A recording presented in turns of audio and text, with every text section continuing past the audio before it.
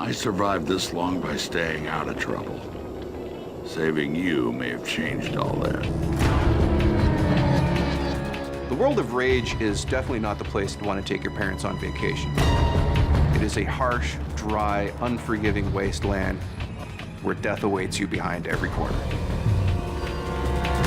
You have a world that's post-apocalyptic, where everything has been destroyed and everything is in ruin. You wouldn't want to go without a couple rocket launchers, body armor, a week's worth of food.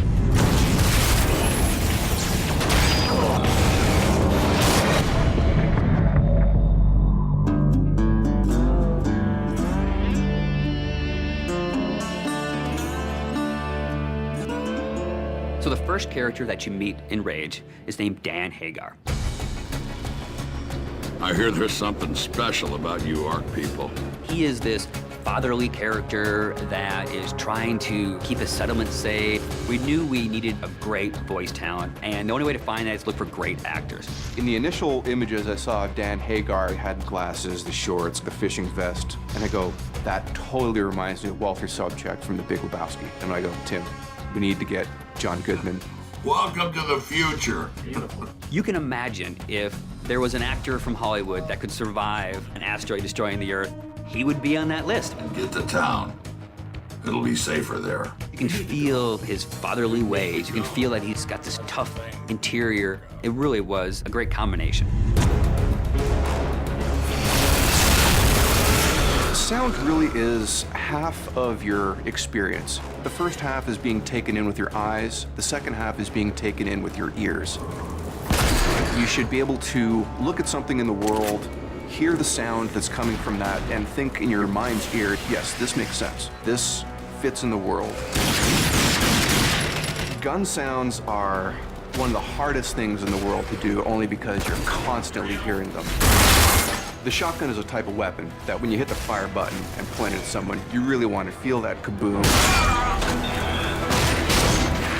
Get the sound mixed between the high-end elements to pique the interest and the low-end elements, the kick to the gut, to make you feel like you're in a living, breathing, cinematic experience. Rage is stylized realism. Visually, there was the idea of the scale that was really important.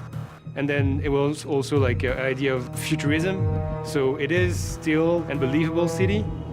You know, there was definitely a lot of visual from brutalism that has that feel that kind of relates very strongly with the authority. So I wanted to go with something that's very solid and very aggressive looking. And also we're trying to basically make the parts of this universe one cohesive environment. There was a world before, and there's a new world after that. And you have to think of like the layers between the two eras, basically.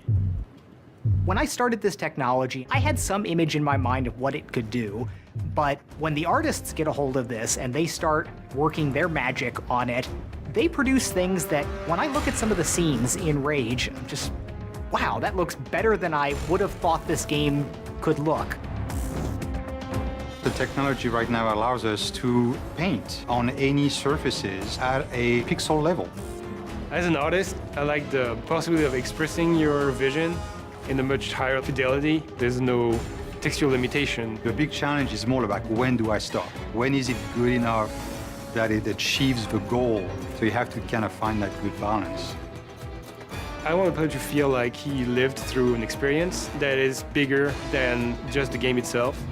Everyone who's seen the game so far has had the same reaction. It's like a visual shock. There's some really breathtaking imagery there, and it is better than I would have imagined it would be.